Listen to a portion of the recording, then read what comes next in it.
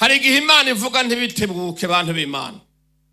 Dawidi igihe bamubwira ko agiye kuba umwami yabirindiriye imyaka 12.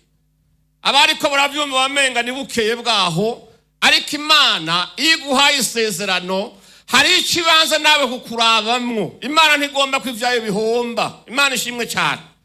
Haleluya. Aburahamu bamubwiye ko azovyara, wamenga buca terinda amezi 9 akazovyara. Oya, yarindiriye imyaka 25 akirindiriye isezerano ry'Imana. Yosefu murabizi ivy'Imana yamubwiye, wamenga buca bamwunamira, buca bigikomangoma, ariko imyaka 13 yaraheze. Nawene ngira aragira ahantu akekeranya avuga ati ngira si Imana yavuze noba naribwiye. Imana dufashe cyane. Umutama yitwa Nowa wewe barahevye baravuga bati ubwenge bwarigosoye, bwaricetse. Bibi ntagomba bivuga ngo Imana yaramubariye, sivyo, kuko isezerano Imana yamuhaye Nowa yarindiriye imyaka 120. Abantu basigaye bamubona bakazunza imitwe bakavuga ati umutama yarasaze, ariko yari yavuganye n'Imana. Imana ishimwe cyane. Aha ngomba kuvuga ikirego, ubwo Imana iduhaye isezerano tugira umwete wo guhinduka mu mitima, mu kumera uko Imana idushaka, ico gihugu tukibemwo vyihuse. Imana ishimwe cyane. Haleluya. Ivy'Imana rero itugera yuko dukundana, kuko ahari abakundana niho Imana iba. Ikindi cya kabiri, Imana uteka kugira umwete w'ibikorwa byinshi, kuko ijambo ry'Imana riravuga ngo nzohezagira ibikorwa by'amaboko yanyu. Imana ikubwiye ngo uzorya uhage, tuce ugenda ngo umanike isuka ngo uvuge ngo mu ijuru bariko barakurimira. Wapi? Oya, izohezagira amaboko yawe, iguhamagara meza, iguhe n'imvura nziza, ireke itongo ryawe rimere, ariko uzokora. Rero Imana iduha umwete wo gukora ibikorwa kugira ngo tuyishuze tuyibwira ngo hezagira ibikorwa by'amaboko yacu, kugira twinjire muri ka gahimbo, muri kwa kuntu tuzoba tubayeho twamaduhaza. Icya kabiri nuko Imana iduteka kuba mu bumwe, kuko abantu iyo bari mu bumwe bagahuza umutima n'inama, Bibiliya tubwira ngo icyo basabye cyose Imana irakibaho. Imana ishimwe cyane. Ikindi nuko abantu bategerezwa kubaha uburongozi, kuko iyerekwa ry'igihugu canke ry'umuryango canke gihanga, Imana ntiritangira mu koperative. Oya, iriho umuntu umwe, hanyuma ikamutoraniriza abazomufasha, ariko bakagenda bamwubaha bongera bamushigikiza ibikorwa.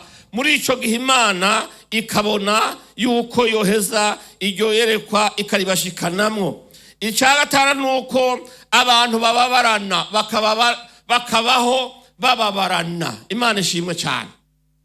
Hari abantu bibaza yuko iyo wabo buguruye bavuga bati n'ahandi bwakeye. Hari umuhungu umwe twigana ku ishuri, isaha ya nyuma ntiyayiga na rimwe, yama yiga afise ikiyiko mu mufuko. Ico kiyiko yari gitaziriye misire, kandi yari misire bantu b'Imana. Agicishije cyarakora akazi ndakurahiye. Hanyuma rero igihe cyose isaha ya nyuma igeze, yacaca mu muryango akanyurana n'umwarimu, akagenda guhagarara n'umuryango wa refegitwari. Hanyuma rero hageze mu gihe cya nyuma, abona ko amanota y'indero yose yaheze, atacacera, ari umweranda kumwe biyita, bagira ngo yari yiranze ngo n'umweranda. Umunsi umwe avuye kurya indya kandi yariye n'iza abandi, ahagarara mu kibuga ku idarapo, ararahira indahiro avugira hejuru, avuga ngo abarundi twese turahaze, natwe isaha ya nyuma. Yakunda kuba netwa batwishwe na kigoyi. Rero hari abantu kenshi umugisha w'igihugu bawuharura bikatiye ko, imbibazi igihugu bakazikatishirizako. Yumva arahaze akavuga ngo n'abandi barahaze. Imana uteka yuko tubabarana. Imana ishimwe cyane. Haleluya. Umugisha w'igihugu nticyakuvyaye wenyene. Oya, iri sezerano turihawe twese. Imana ishimwe cyane. Bwana zifiwe. Imana igomba ko duhinduka, umuntu wese akababara mugenzi we. Bwana zifiwe. Mureke ndabaha akarorero. Hari igihe Imana ivuga isezerano kuko Imana yo ntibeshe, ariko isezerano rigapfa atari yigishe, ariko yigishwe na twebwe yari yadusezeraniye. Imana idufashe cyane. Tube tugerageza kugendera ku mpanuro indongozi ziduha, tugerageza tugendere ku mpanuro ijambo ry'Imana ritubwira. Hari agakuru mperutse kubwira abo mu isengero dukoreramwo, ariko tuvuga amajambo ameze nk'aya, aho Imana iha umugisha abantu ariko bose bagafata uriye ko kubera ubukunzi bw'inda burebure. Ngo abantu batatu, abasore batatu bavukana, bari bamerewe nabi, bari kurima, uruzuba rwabishe, basenga Imana bavuga ati Imana dutabara, umanura imvura, turashonje, twiteze imbere, umuryango wacu nawo ugira umugisha, ugira ingene ubayeho. Imana irumva gusenga kwabo kuko bari bashonje. Hajya uguya rwabize bariko barima kubugaragwa kw'isi yumye, umwe muri bo ashinga isuka ahantu, yumva yishinze ku kintu, ngo aje kuraba asanga ngo n'isakoshi yuzuye amahera y'amanyamahanga y'amadolari. Ngo ayizure, buguruye itirete, baravuga bati c'est fini, ubukene buraheze. Aya tuyagabuye turi batatu, proje zirimwo, nta bukene, habirarangiye.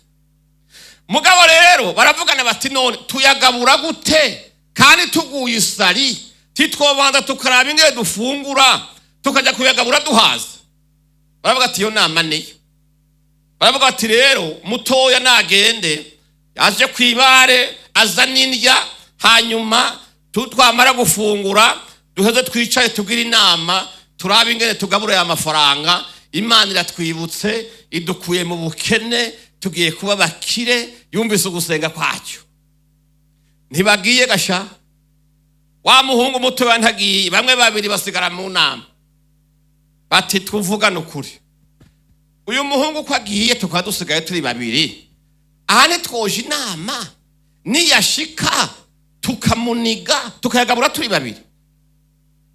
Uwundi aravuga ati iyo nama ni nziza, reka nikashika tukica, cyo tuyagabura turi bangahe? Turi babiri.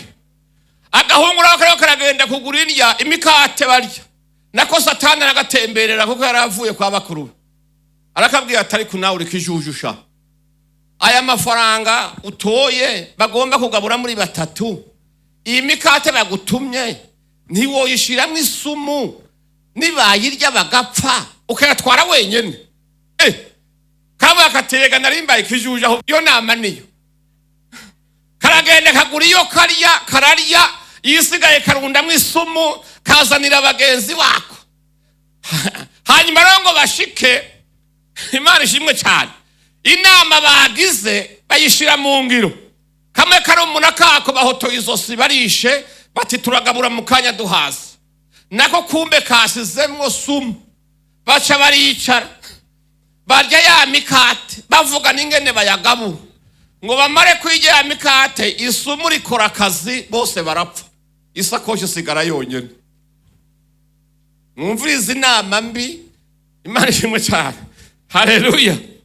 Iyo hageze ibintu by'umugisha dukwiye kubabarana, tukamenya yuko n'uwundi akwiye kuronka ko tugasangira nk'uko Imana ikunda abasangira. Imana ishimwe cyane.